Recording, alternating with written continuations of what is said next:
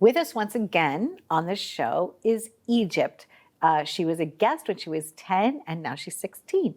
So welcome back. How are you? Hi, I'm good. How are you? I have enjoyed following your career. Thank you so much. I am so happy for you. It's just a joyful experience.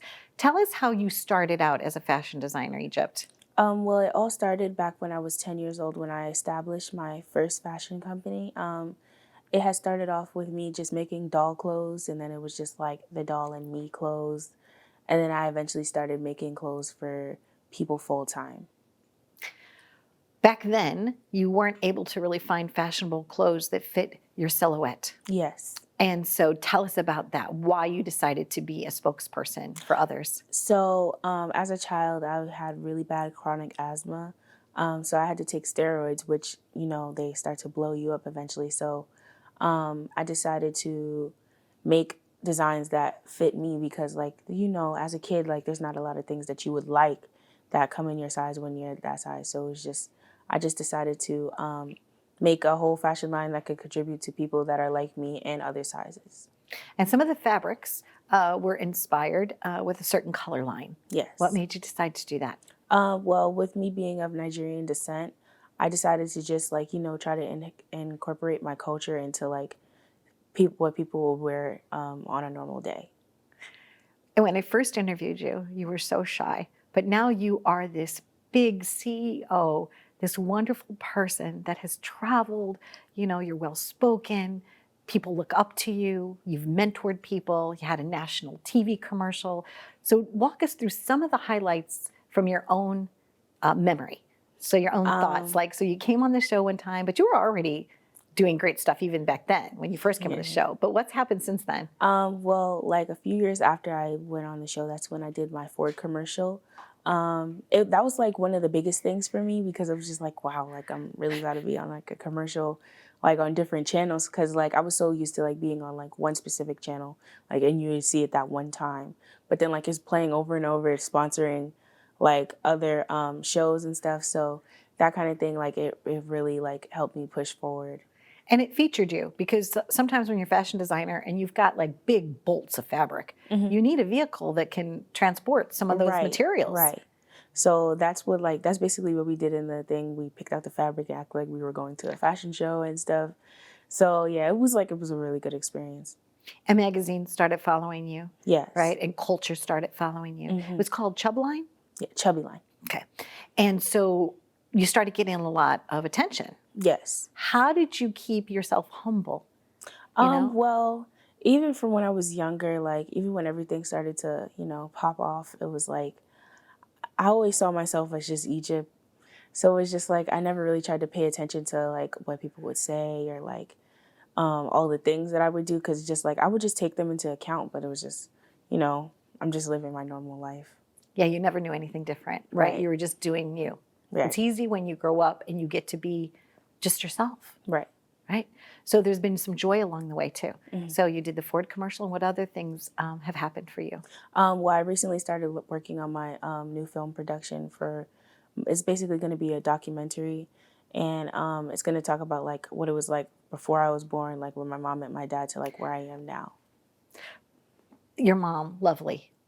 Just a lovely person. Such an inspiration too. What do you most look up to her for? Well, she's one of the many entrepreneurs in my family. So I always saw her as a very independent woman. So I tried to take after her footsteps and stuff.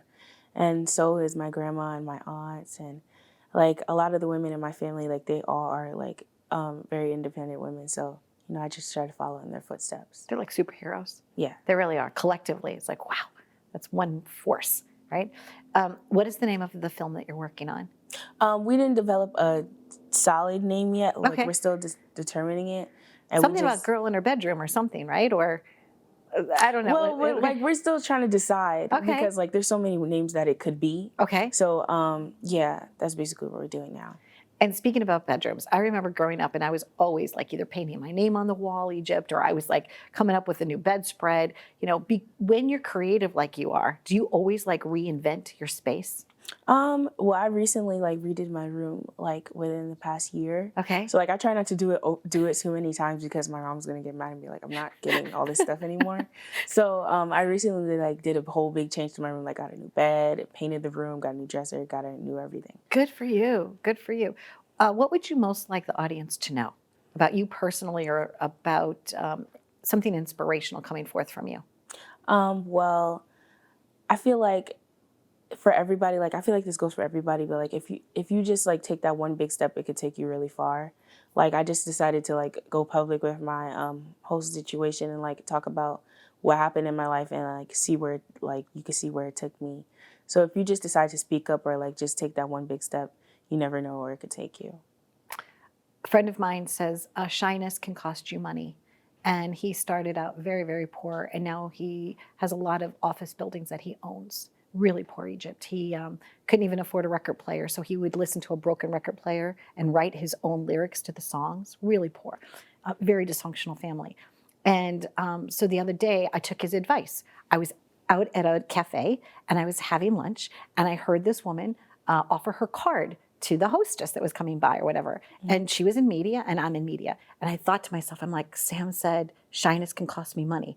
So I was like, I'm not going to be shy. Because usually people don't know this, but I'm actually shy. I'm an extrovert when it comes to the television show, but whatever. When I'm out in public, I'm kind of like quiet, soft. And I did. And I gave her my card. She was so excited to meet me, Egypt. So I know that that's what you mean. Yes. Taking tangible action to overcome our fears, and to just take an action in the right directions of our dreams. So continued success to you. Thank you so much. I will have you on as often as you possibly would want to come and visit me. And it's fun because of social media that I get to celebrate you, and I keep going like. So continued success. Thank you so much. And what machine are you most using now? I just stick to the regular Singer. There you go, me Yeah. too. I used to make all my school clothes too. Every Labor Day we would, make my fall clothes, and I miss those days. So thank you for joining us. No problem. Wow, you've been visiting with Egypt. You have to follow all of her socials. And if you have a dream, reach out to her, tell her your dream, because I'm sure she'll try to write you back and give you some inspiration. Thank you for watching.